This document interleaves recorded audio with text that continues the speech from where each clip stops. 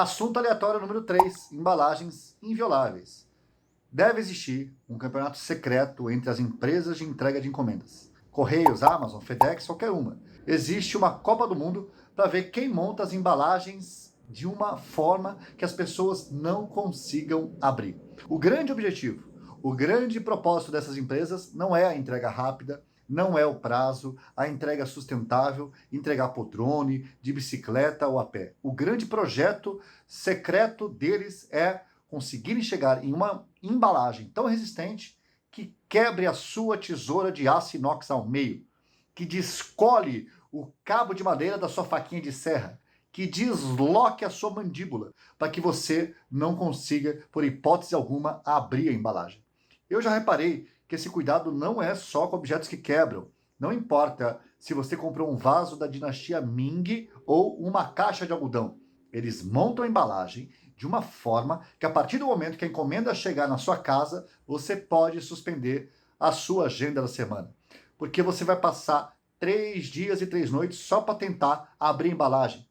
Tem muita gente que acha que os Estados Unidos inventam guerras no mundo só para desenvolver e venderem armas cada vez mais poderosas, para justificar o avanço em tecnologia de destruição cada vez mais poderosas.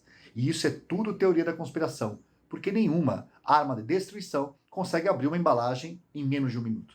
A grande conspiração do mundo são as empresas de entrega rápida com suas embalagens invioláveis. São elas que fazem girar o motor da pesquisa em tecnologia de ponta, esse grande duelo entre cientistas, físicos e químicos malucos, desenvolvendo embalagens que, além de não abrir, vão te tirar do sério. Sério. Por questão de saúde pública, cada embalagem deveria vir com Nervocalme, com florais, com incenso de bambu, com maracujina, com uma diária de spa, para que a pessoa que se propõe a abrir uma embalagem vai precisar liberar as toxinas das tensões. Assunto aleatório número 3, da onde surgiu isso? Um assunto que passou anos me atormentando é o seguinte: qual foi a primeira palavra que o ser humano inventou para poder se comunicar com os outros seres humanos? Porque tem que ter existido a primeira palavra. Qual foi o momento em que nós demos um salto evolutivo, saímos dos grunhidos, dos gemidos, gestos aleatórios e falamos alguma coisa compreensível? Depois de pensar muito nesse assunto, para mim, a primeira palavra que inventaram foi isso. Só pode ter sido isso, porque isso se refere a qualquer coisa. Nossos ancestrais, em determinado momento, apontaram algo, superaram o grunhido e falaram isso. Aí do isso começou naturalmente a surgir outras palavras. Aquilo, aqui, ali, mim e por aí vai. Imagino que não deve ter sido fácil quando a única palavra que existia era isso. Por exemplo, um casal resolvendo que iriam comer no jantar. O homem falava isso, imaginando um mamute. A mulher falava isso, isso, isso, imaginando pitangas. E quando o homem aparecia com mamute, causava uma certa discórdia. A primeira discussão de casal foi um isso, tipo Chaves. Só que o que era isso para um não era o mesmo isso para o outro. Aí deu nisso. E não pense que nós evoluímos muito. Até hoje, quando um pergunta para o outro o que vamos comer hoje, e o outro responde, você que sabe. Esse você que sabe, não se engane. Quem responde, você que sabe exatamente o que quer comer. Esse você que sabe significa tão somente que quero ver se você sabe o que eu já sei. E se você não souber, você que sabe. Na verdade, isso é uma ameaça. Não gera muitas confusões a menos do que o isso do Paleolítico. Todas as discussões de relacionamento começaram com esse duelo entre mamutes e pitangas. Quando as palavras evoluíram um pouquinho e já tinha um pouco mais de vocabulário, o ser humano começou a sentir necessidade de contar o que aconteceu, de contar histórias e de ouvir histórias. E assim se desenvolveram mitos e mais mitos para explicar tudo isso que está ao nosso redor. Mas antes dessa mitologia toda, essas histórias tinham poucas palavras e poucas imaginações. Um homem saía para caçar, quando voltava ele queria contar para os outros homens a sua aventura. Então, algum desses homens perguntavam, o que aconteceu? E com as palavras que se conheciam na época, ele simplesmente respondia assim: aconteceu o que aconteceu. Aconteceu o que era para ter acontecido. Porque se tivesse outra coisa para acontecer, tinha acontecido aquela outra coisa que não aconteceu. Então o que aconteceu não tem como desacontecer. E o que desaconteceu está desacontecido, não tem como acontecer. Foi isso que aconteceu. Foi por essas e outras que os homens começaram a inventar mais palavras. Tudo para explicar o que de fato aconteceu. E até hoje vivemos assim, tentando entender o passado, o presente e o futuro. O que aconteceu, o que está acontecendo, o que será que vai acontecer. Basicamente, é isso.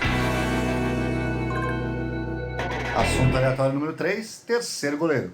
No mundo do futebol, será que algum jornalista, estatístico ou cientista do esporte já fez o levantamento de qual é a probabilidade do terceiro goleiro entrar em campo? Quantas vezes na história do futebol o terceiro goleiro entrou em campo? Os terceiros goleiros não deveriam dar palestras motivacionais, tipo como manter o entusiasmo dentro da irrelevância, como se manter animado quando não tem ninguém olhando, ninguém se importa com você, e daí a vida não é feita só de resultados? Eu estou aqui no banco de reservas, e você que está no ônibus lotado? Proporcionalmente ao esforço, o terceiro goleiro deve ser o profissional mais bem pago do planeta. Outro dia eu fiquei sabendo que em um clube grande, o terceiro goleiro chega a ganhar R$30 mil mensais. Vamos supor que a probabilidade de um terceiro goleiro entrar em campo seja de 1 para 10 mil. Ou seja, a cada 10 mil partidas de futebol, o terceiro goleiro entra em campo. Então, ele está recebendo R$30 mil por mês, mais 13º, mais férias, mais despesas com transporte, hospedagem e alimentação, em um time que joga muito, muito mesmo, são 80 jogos por ano. Ou seja, se o terceiro goleiro ficar focado ali, ele tem uma chance em 125 anos de jogar. Vamos diminuir em 10 vezes essas probabilidades. Vamos supor que seja uma chance em 1000 jogos. Ainda assim, são 12 anos e meio esperando para uma combinação cataclísmica acontecer e o terceiro goleiro entrar em campo. Para mim, o terceiro goleiro tinha que ser tipo trabalho voluntário. Olha, você viaja o Brasil com a gente, come, dorme, participa da resenha, mas arranja um segundo emprego aí paralelo, vai. Ou um rodízio. Se precisar entrar um terceiro goleiro, a gente coloca alguém da linha que a gente sorteia na hora. Para mim, deveria ser proibida essa profissão. Se os clubes, ao longo dos anos, tivessem economizado com o terceiro goleiro e doasse para a Unicef, a gente já teria acabado com a fome no mundo.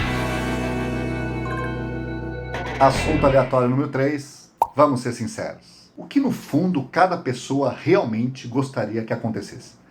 Tem um lugar obscuro dentro de cada pessoa que está o tempo todo dizendo: será que não tem como todo mundo se dedicar em realizar as minhas vontades? Será que é possível isso? Será que tem como todo mundo se concentrar um pouco mais e focar mais em fazer as minhas vontades?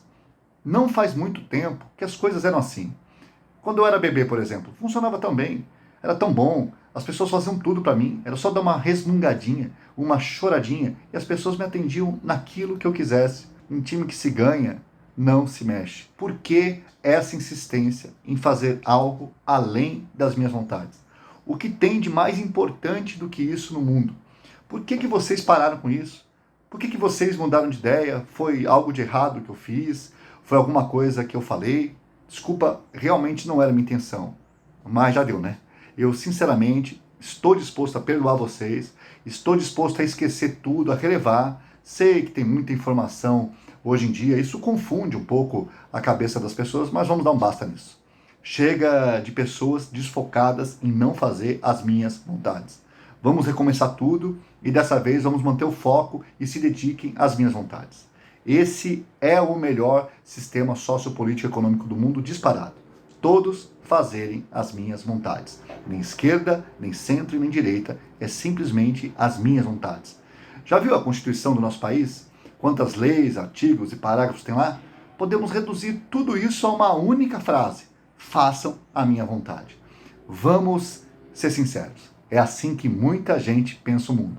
Para falar a verdade, na minha casa já é assim que funciona.